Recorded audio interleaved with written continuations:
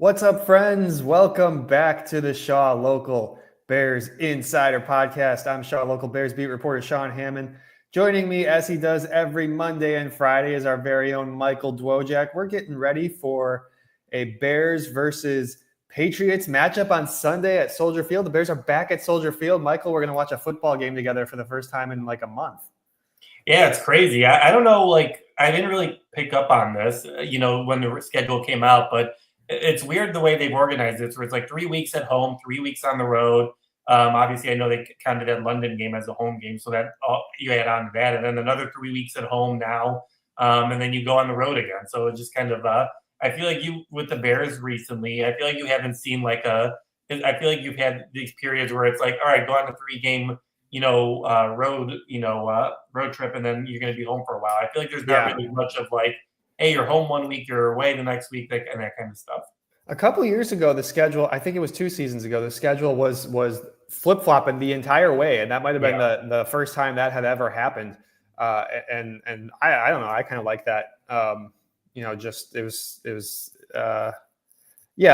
don't know, these long stretches. It honestly sucks for Bears fans because, in my opinion, October is like the best time at Soldier Field. Like, that's when the weather is not too hot, not too cold, and you get some good weather at Soldier Field. It's too bad that they've been away. Their last home game was October 6th against the Carolina Panthers.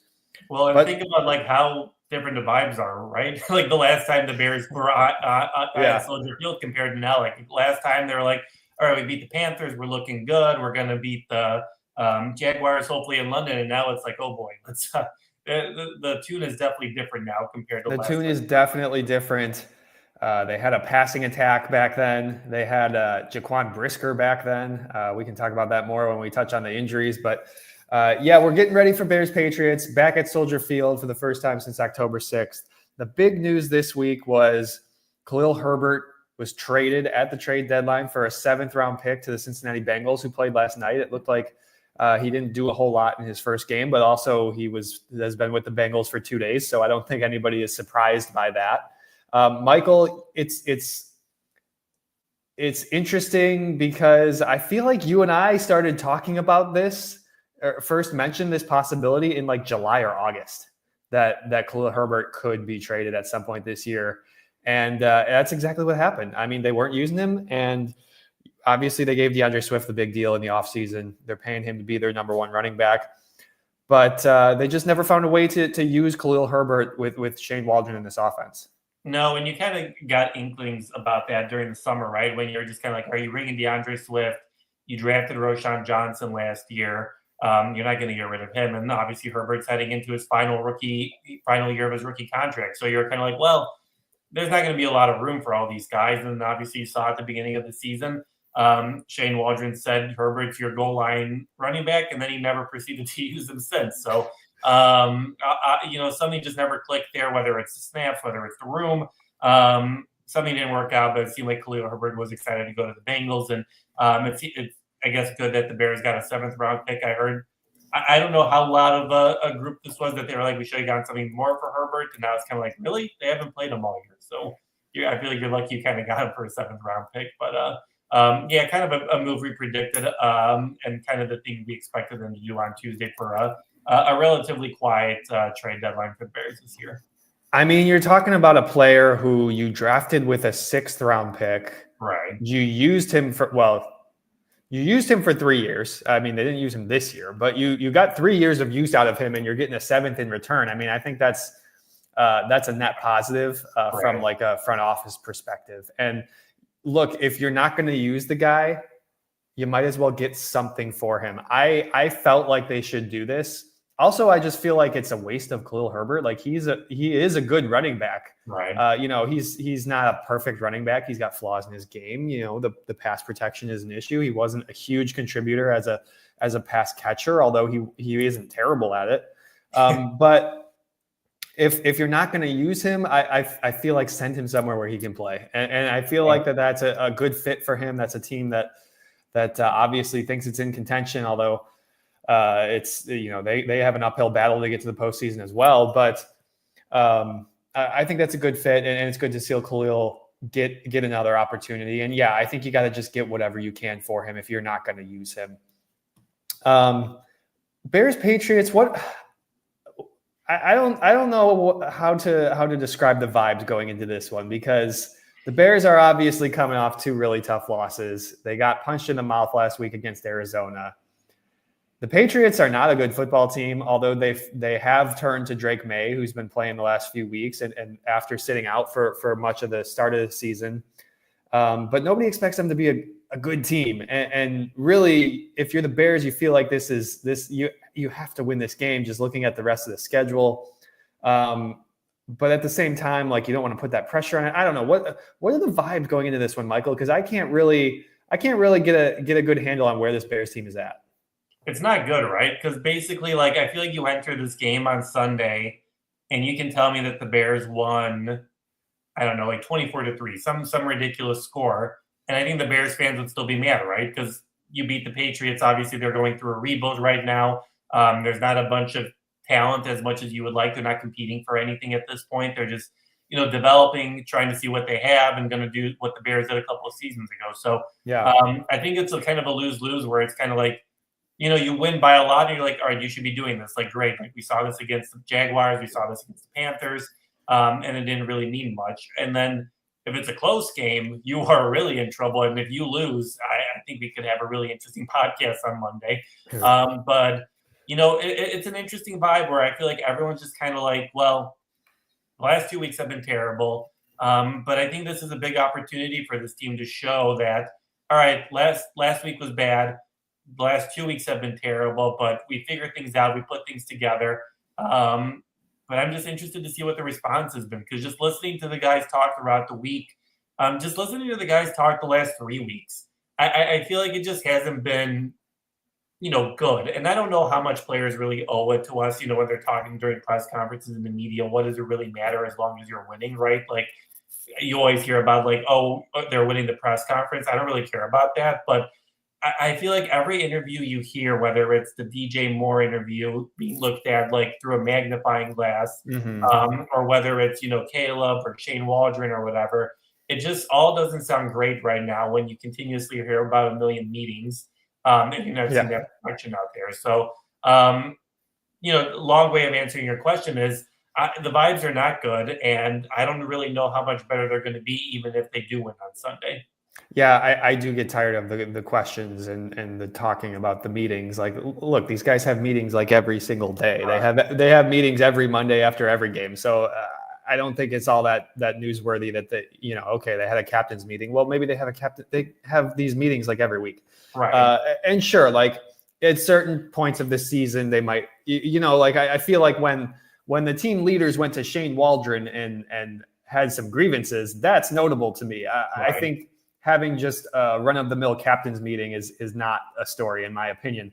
But, you look at, winning changes a lot of things. Winning cures all. And so you hope that the Bears can get back on track this week against the Patriots team that doesn't have a good record, doesn't really have a good defense, but at the same time, and I know I'm about to reference 2 bad teams here, but they were in both these last 2 games against the Jets, against the Titans.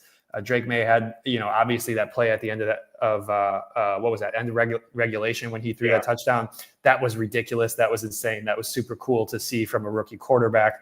But, they've been a little feisty the last couple of weeks. And yeah, the Jets and the Titans are not good football teams. I totally get that. Like on paper, the Bears defense should be a lot better than what Drake Maye has had to deal with so far. But then again, on paper, in reality, on the football field, the Bears defense wasn't very good last week against Arizona. No, and I think this is why you kind of need to flip the narrative, right? Like, I see a lot of guys in the comments section right now talking about winning cures all. You said that, obviously.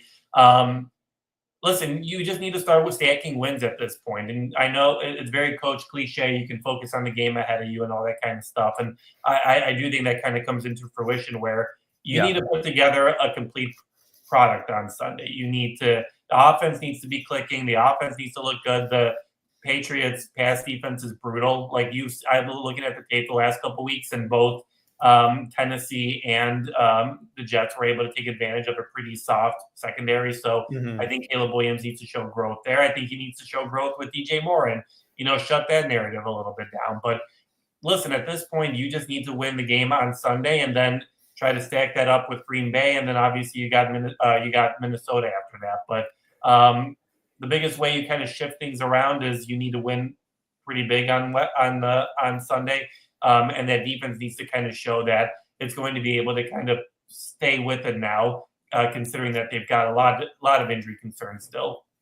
If you are joining us live here on YouTube, thank you. We appreciate you joining. Hit the thumbs up on YouTube. That's a great way to support the show. We would really appreciate that. If you're listening after the fact on Apple or on Spotify, leave us a review. We'd love to hear from you. Keep an eye on our Twitter pages. We're going to let you know when we go live. I'm at Sean_Hammond. He is at Dwojak94. We will let you know when we're going live. We're typically trying to do 10 a.m. Central Time on Monday and Friday. We'll have to change that here and there depending on the schedule, but that's what we're aiming for here. And so we really appreciate you guys joining us live. And you can join the conversation here in the comments, in the chat. I got some thoughts from Rick here already, some thoughts from CJ. Rick says Caleb needs to stop holding on to the football way too long. That gives take what the defense gives us. It's interesting because I was just looking at this yesterday with Mark Potash over at the Sun-Times. Like the last two games are Caleb's longest time to throw. If you go and look at the advanced metrics, the last two games were the most time he has held onto the football before throwing the ball. And I know he got sacked 6 times in that game, but against Arizona, but I don't necessarily feel like it was because he was holding onto the football too long. Michael, do you feel like that was a reason why he was sacked so many times? It's hard to tell at some point because sometimes the offensive line is just breaking down, and obviously they're injured and plainly not good at this point. But sometimes he is holding the ball. Like if you look at the tape and that kind of stuff, and I wanted to hit on Rick's point actually here because it's funny because earlier in the season we were mad at Caleb for only doing checkdowns and only doing the short passes, right? Like we were like, go for the long pass, go for whatever. And I think whether he's a rookie quarterback, he's trying to process, he's trying to develop and that kind of stuff. I think he's overcorrected a little bit here. And now he's like, I only need to look for the long pass because I'm only relying on the checkdowns too much. And I think that's interesting just to kind of see how much we were like, no, Caleb, throw the ball longer than 10 yards. And now we're like, no, Caleb, he's right in front of you, take the win. So I think you're just seeing a rookie quarterback developing, right? And I know a lot of people are upset and they're like, well, Jaden Daniels is able to do it quickly. Drake Maye has shown some glimpses and that sort of stuff. And I know we all want to get into those comparisons, but, for Caleb, I think it's just putting that all together and he's continuously trying to do that. And I think, facing against the Patriots will be interesting just to kind of see.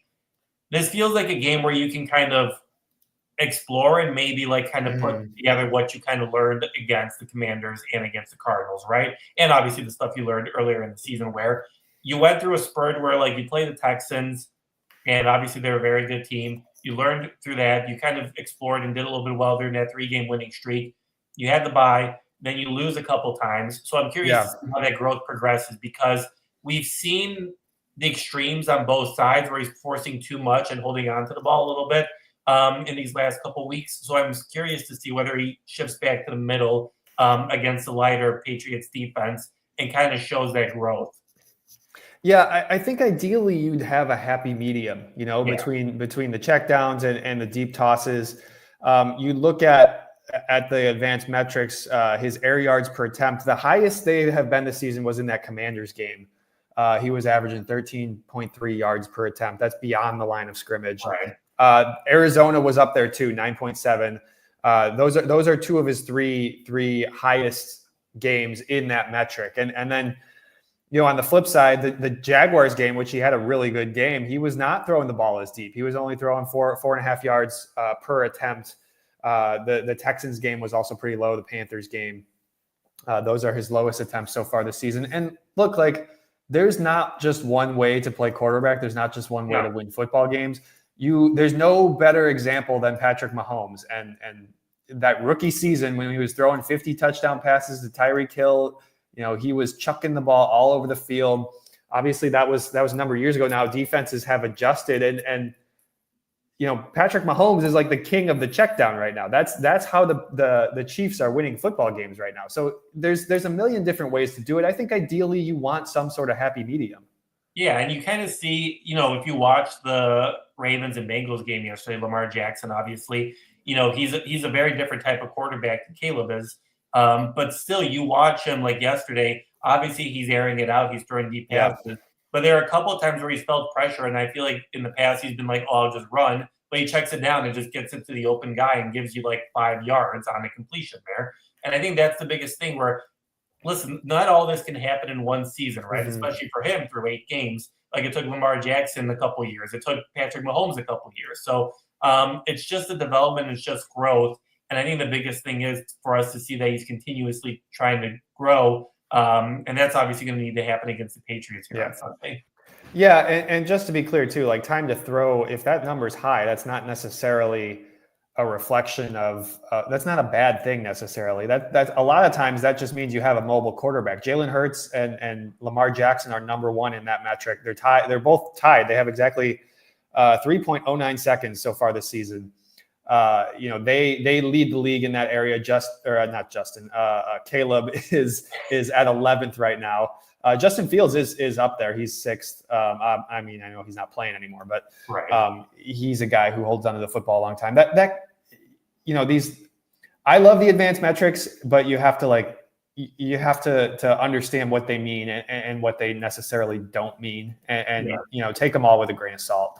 Right. Okay, let's dive into this matchup. Let's start with the injuries though. We need a little injury update. The list is long. Oh my gosh, the injury report this week is writing that up has been taxing on the keyboard here. Both tackles have been out. Now, Braxton Jones returned to practice in a limited capacity on Thursday. We're recording this Friday morning. We don't have the Friday injury report yet. Keep an eye on our Twitter pages and at shawlocal.com. We'll update that when we get it. But as of right now, Braxton Jones is trending positively. Darnell Wright is trending negatively. He has not played. He's got a knee injury that happened late last week. Those are positions of concern. Sticking with the O-line, Ryan Bates is still a full participant in practice. And the Bears, they made some moves. They put Andrew Billings on IR. We can talk about that too, and what that means for the defense. They added some guys. They added Tarvarius Moore to the active roster. All of that to say they have an open spot right now. They're at 52.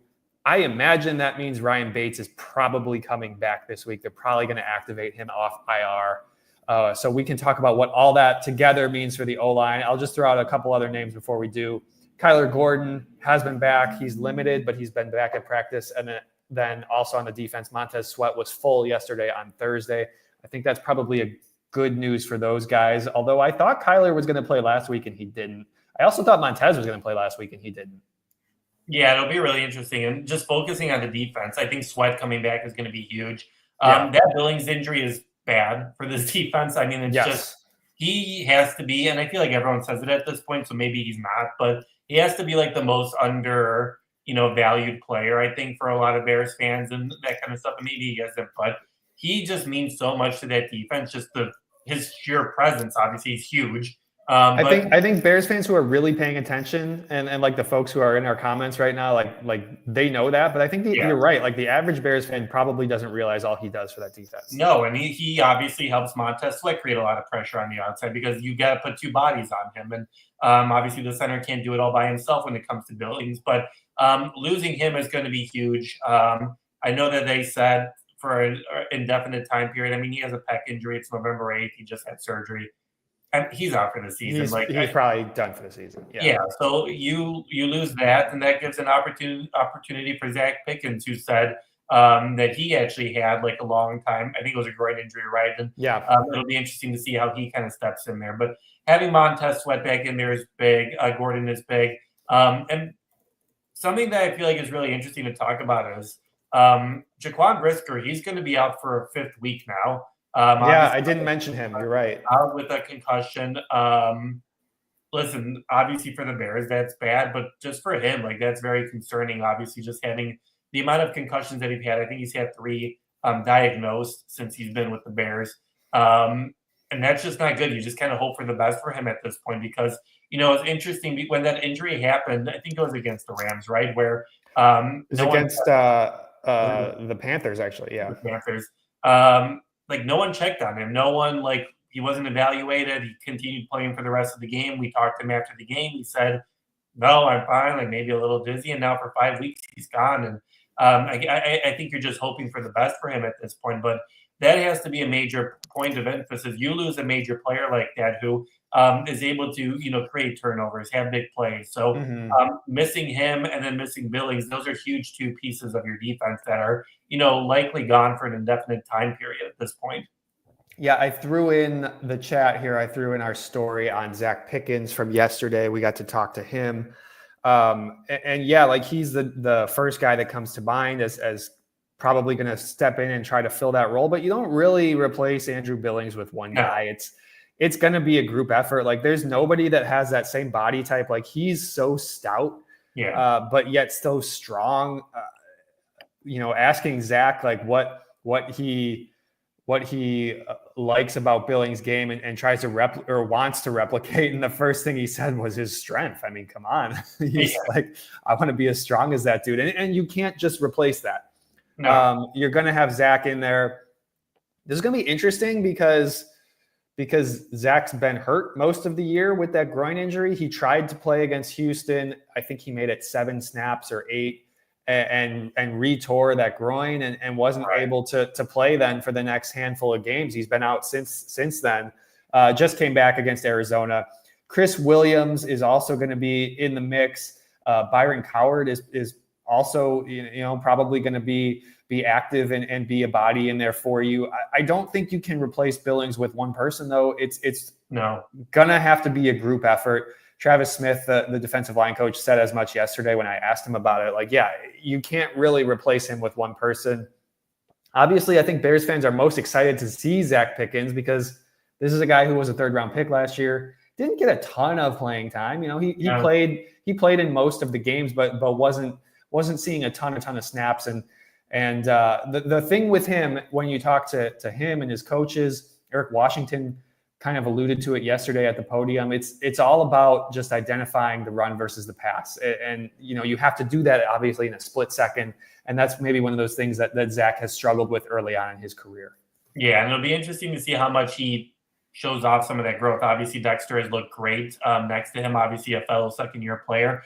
And if you can get something out of Zach Pickens, obviously that'd be really good. He used a high draft pick on him. So you want to get something, you want to hit on that draft pick. But if you can kind of get him into a groove, him and Dexter can kind of build off of each other up the middle. Obviously, you're going to have a rotation there. The Bears love to do kind of line changes when it comes to defensive line. But it'll be huge, right? Not only for this season, what they're able to do this year, but for what you want to do in the next couple of years. I know Billings is here for a little bit, but eventually you would like to have your future set with younger players. So that'll be really interesting to see just how he develops and how he's able to go against a Patriots offensive line that has done all right? Like the Patriots have run the ball okay, not great, but it'll be interesting to see how much they're able to kind of clog up the middle of the field there. Yeah, Ramondre Stevenson's a good back. I don't know if they're, you certainly question what's going on the offensive line, but they have a really good running back. Yeah. And it's just kind of a shame that he's stuck on a bad team, but that's just kind of where it is. Rick says, great video with Pickens and the players acting as media. Yeah, I don't know if you saw that, Michael. There was a circle of us doing questions with Zach, and then a bunch of players came up behind the media with their phones, and they were having a little fun. That was a fun moment. That was a goofy thing that happened yesterday. I saw somebody posted that. One of those players posted it. Yeah. And okay, let's flip sides of the field here. For the offensive line, what you hope that Braxton Jones is back at left tackle. That's it's trending that way, but we don't know that for sure. You hope he's back at left tackle. It seems like Darnell Wright's probably not going to play at right tackle. My sense of it is I think Ryan Bates is going to be back this week. I think Ryan Bates is going to play that right guard spot. And then you're deciding between Larry Borum or Matt Pryor at right tackle. I mean, I guess they would go with Pryor because he's been playing the whole year, but I don't really know. What do you feel like? Where do you feel like this is trending for the O-line? It's hard to, it's interesting. I don't think Darnell's going to play, so I think you need to fill their right side.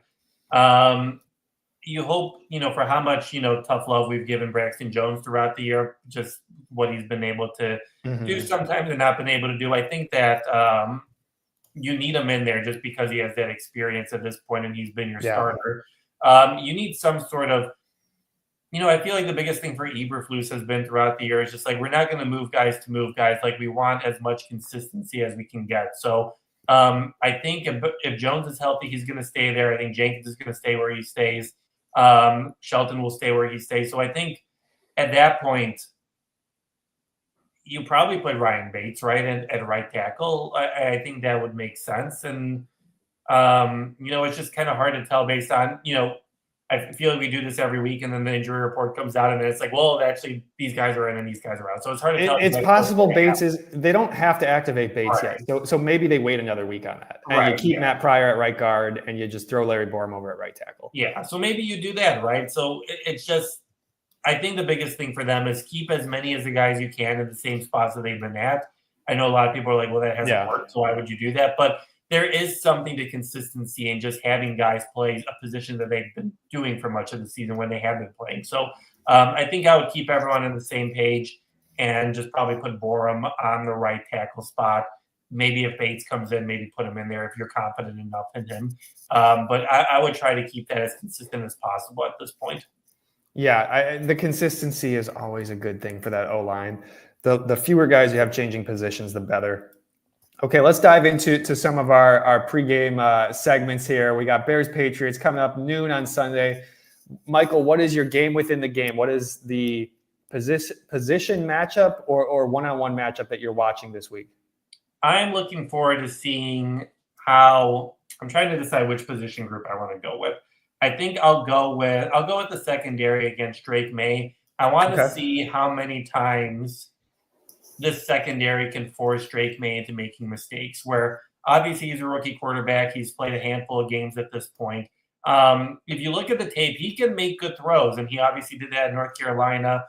He's got a good sense of the offense. He's able to make big plays for them, but he's also able to throw an interception to make mistakes. And I think that's the biggest thing where can Jalen Johnson, can Tyreek Stevenson, can even the linebackers get involved in this a little bit? Can they force him to make a mistake and make him think that he's seeing something that he's not?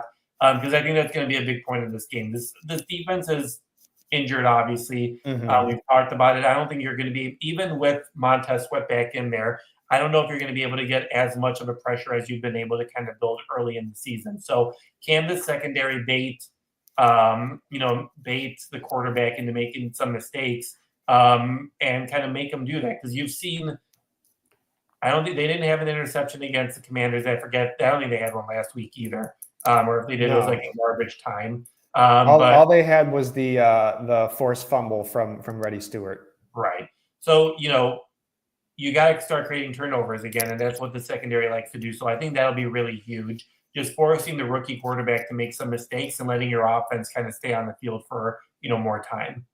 Yeah, Drake Maye, 4 interceptions in 4 starts.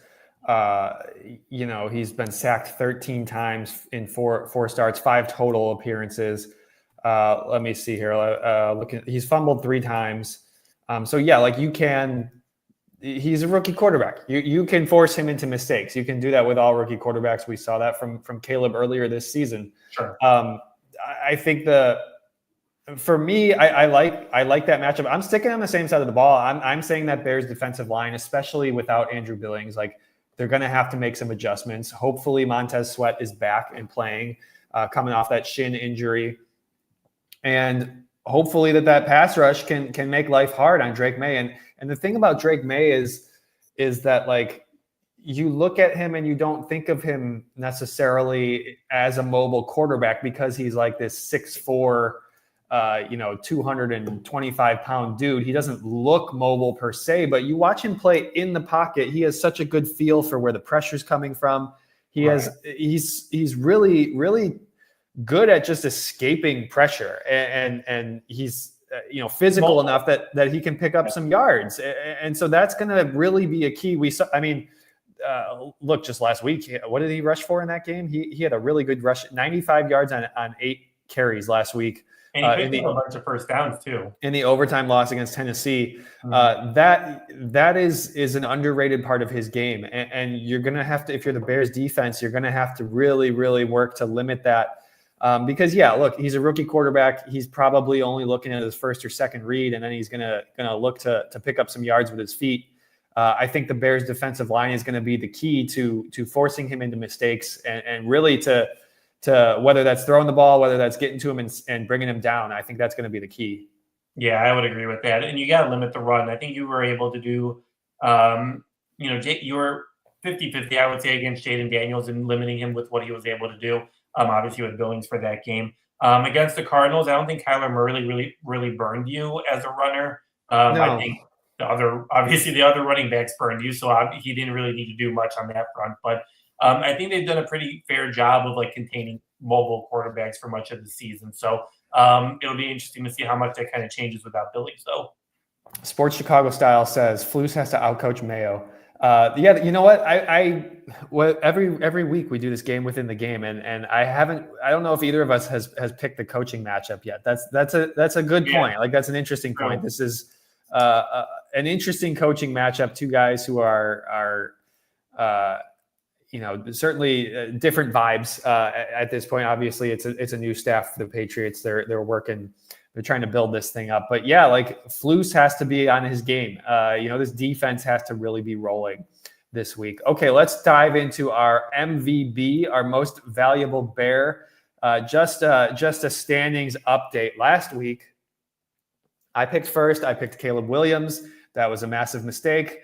He didn't throw any interceptions, but he didn't really do much in the passing game either. Michael, you picked DeAndre Swift. He had 11.2 fantasy points. Caleb had 9.8. That's a victory for you. It is 4-4 in our best of 17 series. And you've clawed back. You've clawed back after the 4-2 start. You get to pick first this week, Michael. Who is your most valuable Bear? I'm going to use my second Caleb pick, and I think this is, and watch this not work this week, but I think this is probably the most confident I will be in him heading into a game at this point. Just look at the schedule. Looking at the schedule, yeah. We got 6 division games. I know the 49ers and Seahawks are around 500, below 500, but those are good teams. So I think this is your best opportunity. I think this is a major step for him. He needs to take advantage of the Pats' pass defense is not good. I think you could take advantage of a lot of holes there. I think that this is a get right game. I think that the Bears have shown you that they can score against bad defenses. Well, I guess he didn't do that against the Cardinals last week, so I guess that's not true. But for the most part, they've done that, right? So I think I'll go with Caleb. I feel confident in this pick, and I need to use two of my three chances, so I'm going to use Caleb. Yeah, that is your for those who haven't joined us before. We're limiting this where you can only pick the quarterback 3 times during the season. Michael, that is your second time picking Caleb this year. We've both picked him twice. We both have one more the remainder of the season. And yeah, I'm with you. That's a big reason why I picked him last week, because I'm looking at the schedule and I'm like, there's only so many bad defenses left on the schedule. And I feel like that was a chance for him to make something happen. Obviously that didn't happen. I like you picking him here just for that reason. The schedule is going to get tougher. If you're listening with us here on YouTube, throw your most valuable Bear in the chat. I see Rick says he's got DJ Moore. DJ has been pretty quiet. I like that pick. I think DJ is at some point he's going to break out and have another big game. It's been quiet here for a couple of weeks. Even that Jaguars game, he didn't really do a whole lot. I think he had 4 catches for a handful of yards, nothing crazy. Sports Chicago Style likes Rome for a big game. Go with the hot hand. Rome played really well last week. At least, he had a nice catch a couple of nice catches, one really big one. Marlon Harris likes Cole Kmet to bounce back. Thanks for joining us, Marlon. Cole is another guy who's been really, I mean, nobody's been quieter than Cole the last couple of weeks. That's a good bounce back candidate, certainly. Yeah, definitely. And I think, I'm not trying to divert us too much from what we're doing right now, but I feel like all those answers bring up an interesting point as to, I feel like I've seen the conversation taken off the last couple of weeks where it's like, does Caleb have too much talent on this team? And like, is he overproud? No, this is a serious conversation that people are having out there where they're just like, is there too many playmakers and you trying to get the ball into too many people's hands? And I don't know how you feel about that argument, Sean, but isn't that good? Like, don't you want to have as many like playmakers? Like, I know, like it's an interesting conversation where everyone's like, well, Cole Kmet's getting the ball one time, but like you're trying to even it out, all that kind of stuff. It's like, guys, like it doesn't matter how you. I don't think you can have too many talented players on a team. You just got to have the quarterback be able to read the field and get it to the open player, right? Look, if that was the problem, if Caleb had too many good targets, you got DJ, you got Keenan, you got Rome, Kmet, Swift. If that was the problem, they'd be scoring 35 points a game. Right. That's not exactly what's happening out there on the field. They didn't score a touchdown last week. They didn't score a touchdown until the second half. The week before that, I don't think that's the issue. There's a lot of issues with this Bears offense, but too much talent is not the issue right now. I'm not buying that at all. No, I'm not buying it either. I'm not. I'm just not buying that. Okay, now that I've had time to listen to everybody else's pick for most valuable Bear, you see what I did there? I threw up all the chat. Nobody has actually said my guy. I'm going with the defensive side. We do pick defenders in this where we've got some fantasy individual defensive fantasy metrics that we're using to score that. Maybe this is risky because technically he's on the injury report, but I'm going with Montez Sweat. I do think he's going to play this week. Obviously, I'm totally screwed if he doesn't. But I'm going with Montez Sweat. I think he's going to play. I think he's going to have a bounce back game here. I don't know if it's a bounce back game because he didn't play last week, but I think he was playing well before this shin injury. I think he's going to play well in this game against a really poor, a really shaky Patriots offensive line. I think that's going to be sort of the linchpin for this defense to really take it up a notch here and make life hard on Drake Maye. I'm going with Montez Sweat as my most valuable Bear. And I think there are opportunities for him to shine, right? I think there are good opportunities for him to kind of get past that Patriots offensive line that isn't great. And he can pick up a sack here or there. He can definitely pick up a few TFLs, tackle for losses, and even a quarterback hit here or there. So I think that's a good pick. If you didn't get a chance to get Caleb, I think that's obviously a really good pick, just being able to get after the rookie quarterback, maybe get his blind side, maybe, just take advantage of some things that he's not used to seeing and not really probably being protected as well as he could be with that offensive line. So I like that pick a lot. And my second option was DeAndre Swift. I do think Swift could be in line for a big game. He's been playing well lately.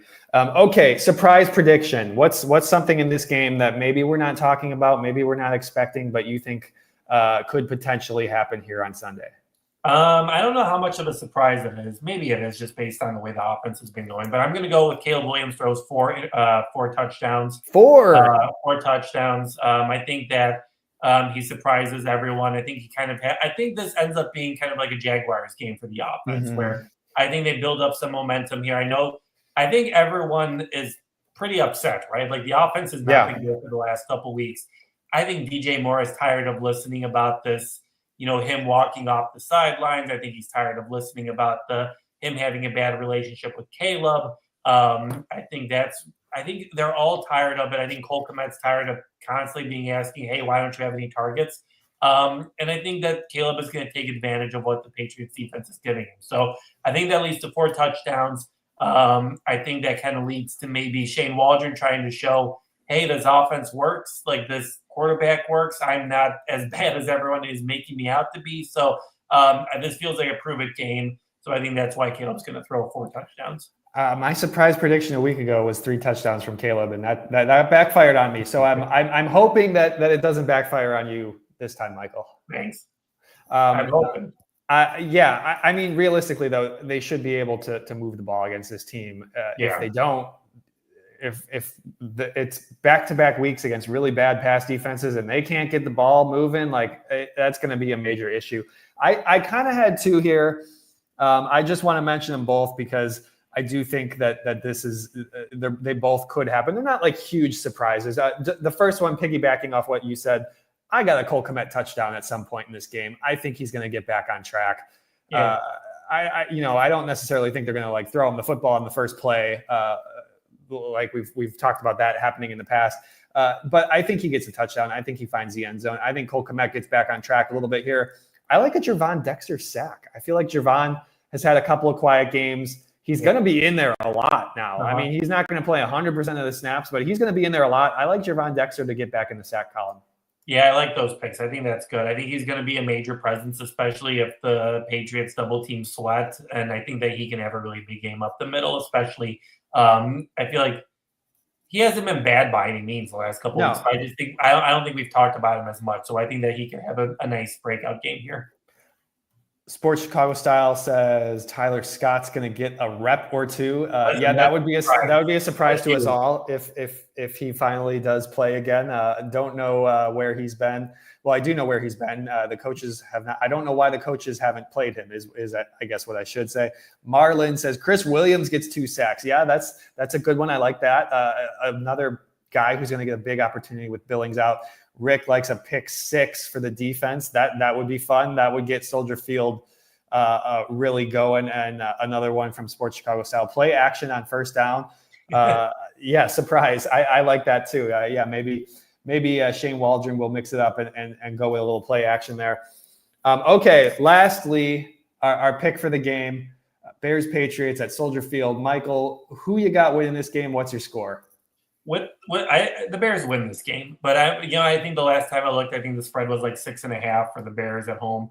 And I'm caught in the middle of believing that they can take advantage of a bad offense and this defense not being too beat up. So I feel like I'm kind of in a spot where I think 6.5 sounds kind of right. So I think I'll go with I'll go with the 28-21 Bears win. I think this defense is good. I think Drake Maye can kind of burn you here once or twice for a big play. Maybe that leads to an easy score.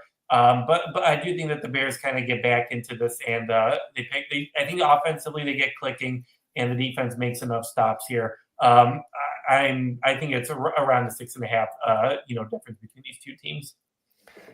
Yeah, I don't know how I feel about this because I feel like I've picked the Bears in just about every game except maybe that Houston game. That might be the only one I didn't pick them to win.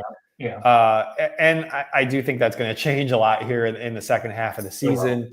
Yeah. And it's like one of those things where like last week, if you zigged when everybody zagged, that would have worked out for you. I think a lot of people in Chicago were picking the Bears to bounce back in that game, and obviously that didn't happen. I'm picking the Bears again. Like I do think they should beat this team. I think on paper they're the better team. I think their defense, especially if Montez and Kyler are back, I think they're getting closer to healthy, and they should be able to make life hard on Drake Maye and the Patriots. I am going to pick the score close.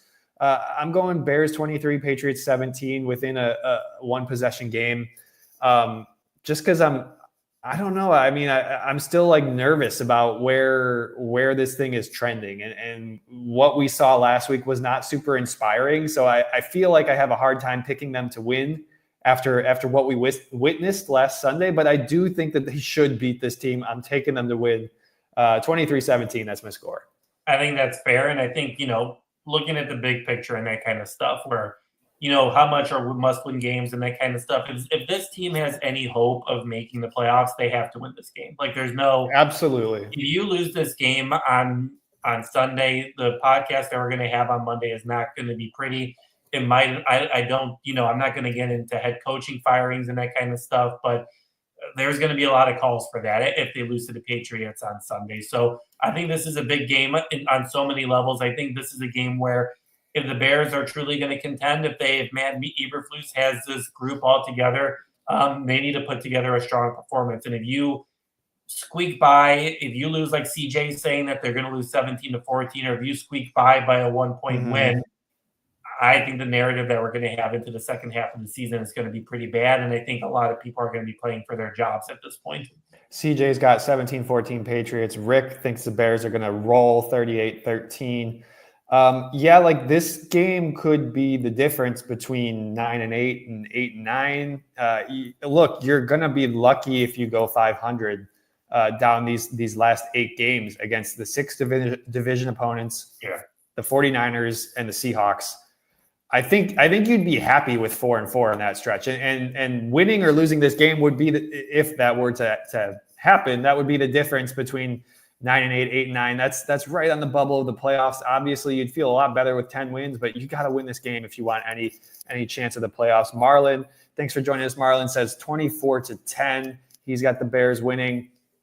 And I mean, I really do think that the Bears should win this game. They're at home for the first time in forever, as we said at the top. I do think that this is a good opportunity here for the Bears to get back to their winning ways, to get back on track a little bit. All right. Thank you, everybody, for joining us. We got to roll. We appreciate you joining us live here on YouTube. Do us a favor, hit the thumbs up. We love chatting with you guys in the comments. If you're listening later on Spotify or Apple, do us a favor, leave us a review, and keep an eye on our Twitter pages. We'll let you know when we're going to go live. Again, I'm at Sean_Hammond. He is at mdwojak94. And be sure to head to shawlocal.com. That's where you can read all of our coverage. You can read all of our stuff. Please consider subscribing. We got lots of great high school football content. If you are a high school football fan in Illinois, that is the place to be. Head to shawlocal.com. He's Michael Dwojak. I'm Sean Hammond. This has been the Shaw Local Bears Insider Podcast. Thank you, everybody, for listening, and have a great weekend.